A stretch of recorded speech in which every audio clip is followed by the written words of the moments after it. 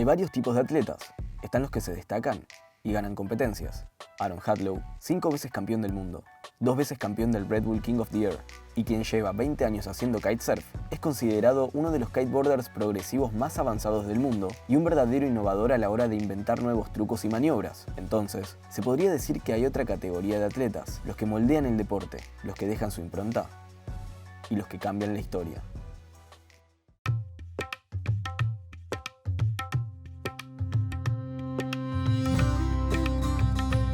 I'm Aaron Hadlow, I'm 31 years old, I'm from the UK.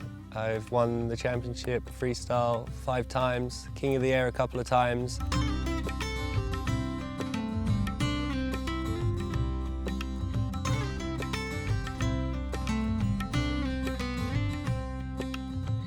Kiteboarding is my life really, I've grown up with it since 10 years old.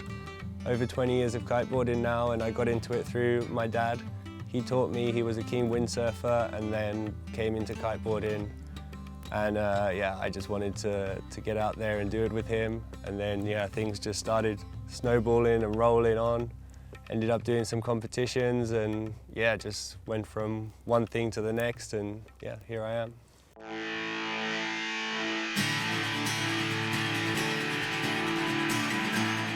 Kiteboarding was such a different sport back in 2000 when I was starting. Like the first inflatable kites I saw the first 4-line kites, then developed into having the more depowerable kites, and things just got safer and safer and more accessible, so the sport just kept on growing.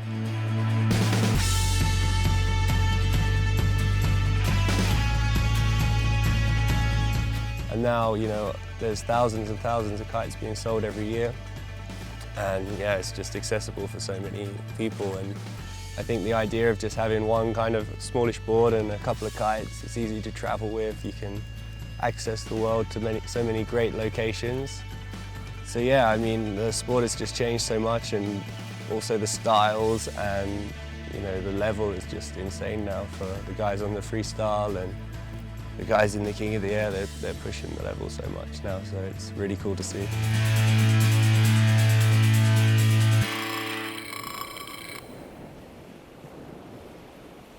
When I was growing up, I was lucky enough to be in the right place at the right time, around the right people, and I managed to get to the World Tour events and start doing really well really quickly.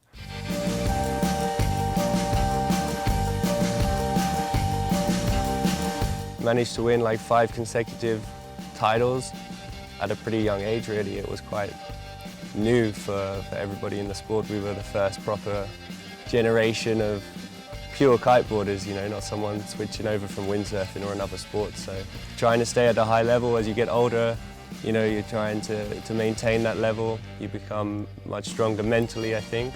And even to this day when I'm trying to compete in the King of the Air and get really good results in this way, it's tough. For me, it's super natural because I've grown up with it and learned everything at such a young age. Just to be prepared physically, training off the water as well is important as you get older, I think. And then, the mental thing is, sometimes you think, it's a little bit, I never get nervous, but you think about the event and how it's going to go. But as soon as you're on the water, it's so natural, it's so normal for me that I'm just totally in my element and loving it no matter how extreme the conditions.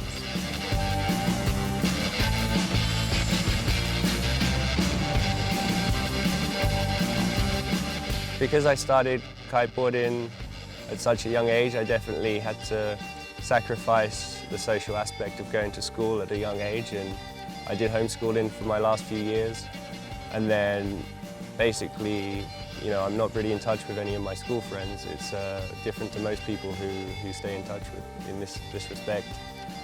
And all my friends became kiteboarders basically, and I was traveling the world to different people, which was different, but for sure at the beginning, it's different. You learn a lot of things at school, being around people, and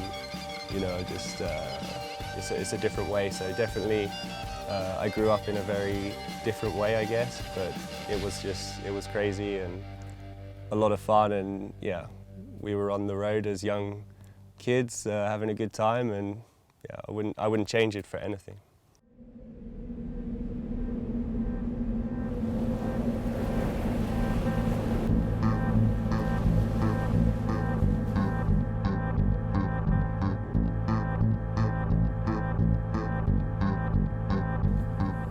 The wind for me is part of my everyday life. I mean, I pretty much always know or find out and look online what's going on each day wherever I am. You know, my life pretty much revolves around kite surfing. It's what I do as a day-to-day job, I guess. It's everything. The places I travel is dependent on the wind. It's seasonal everywhere. It's pretty cool. It's a way of life.